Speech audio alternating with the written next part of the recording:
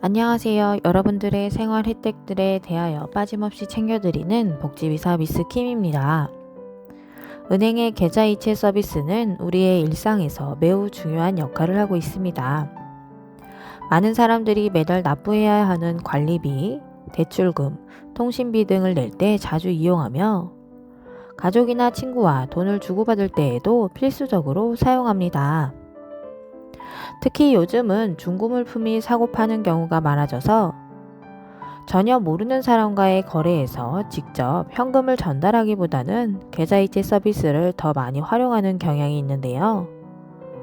오늘은 매매 계약 시 계좌이체에 주의해야 할 사항들 영상으로 준비해봤습니다. 오늘도 시작 전에 구독과 좋아요 꾹 누르고 시작하도록 할게요. 일상적으로 빈번하게 사용하는 계좌이체 서비스 외에도 인생에서 꼭 한 번씩 사용하게 되는 중요한 순간들이 있는데요. 예를 들어 집이나 사무실의 월세 계약을 체결할 때 매달 해당 금액을 송금해야 하며 전세 계약을 맺었다면 보증금을 집주인에게 송금해야 합니다. 매매 계약의 경우 계약금과 잔금을 계약 순서에 맞게 송금하게 되며 이러한 거래는 수십만 원에서 수억 원에 이를 수 있습니다. 따라서 이러한 큰 금액을 송금할 때는 더욱 안전하고 정확하게 이루어지는 것이 중요합니다. 최근에는 전월세 계약을 맺은 세입자가 사기 피해를 당하는 사례가 급증하고 있는데요.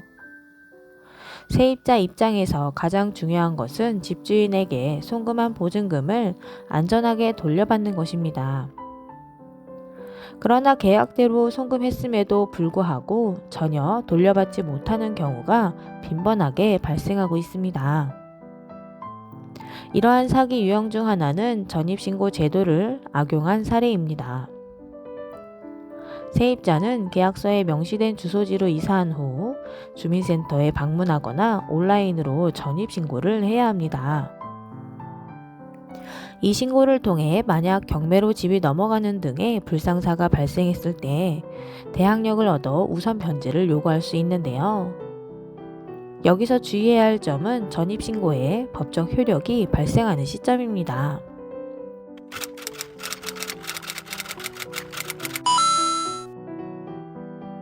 예를 들어 세입자가 9월 1일에 전입신고를 했다면 그 법적 효력은 다음 날인 9월 2일 오전 0시부터 발생합니다.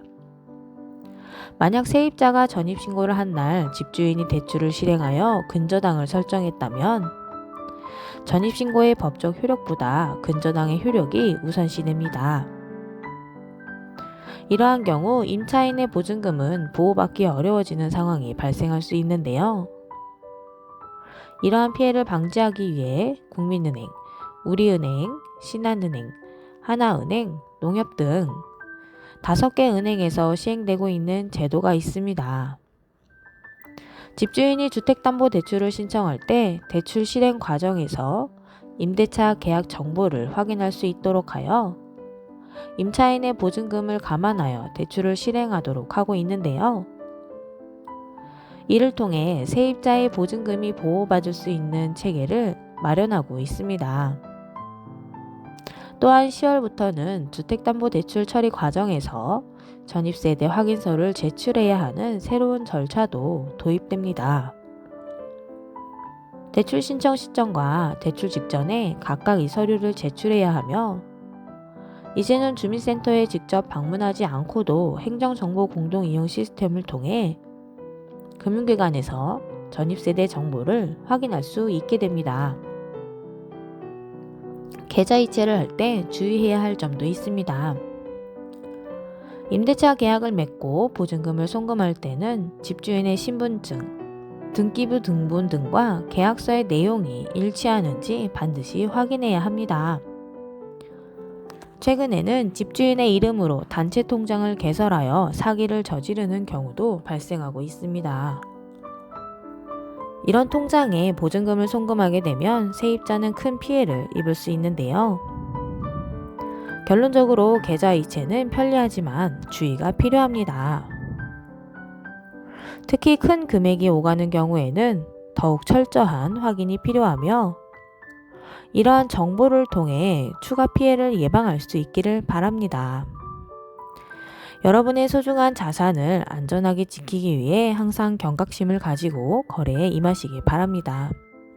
이상 복지비서 미스 킴이었습니다. 감사합니다.